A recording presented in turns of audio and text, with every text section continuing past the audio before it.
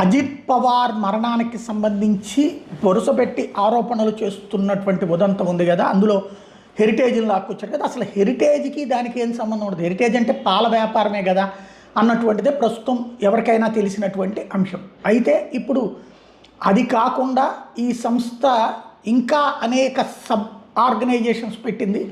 ఆ ఆర్గనైజేషన్స్లో లోన్స్ ఇచ్చేవి ఉన్నాయి, రైతులకు లోన్స్ ఇచ్చేవి ఉన్నాయి, ఇతర సంస్థలకు పెట్టుబడులు పెట్టేవి ఉన్నాయి.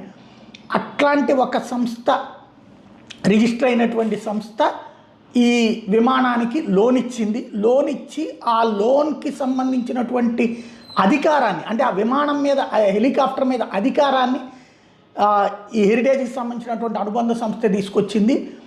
ఆ లోను దాన్ని ఎప్పుడు కావాలంటే అప్పుడు అమ్ముకోవడము లేదా స్వాధీనం చేసుకునేటటువంటి అధికారాన్ని వీళ్ళే తీసుకున్నారు అన్నటువంటి పాయింట్ని ఇక్కడ ప్రధానంగా ప్రొజెక్ట్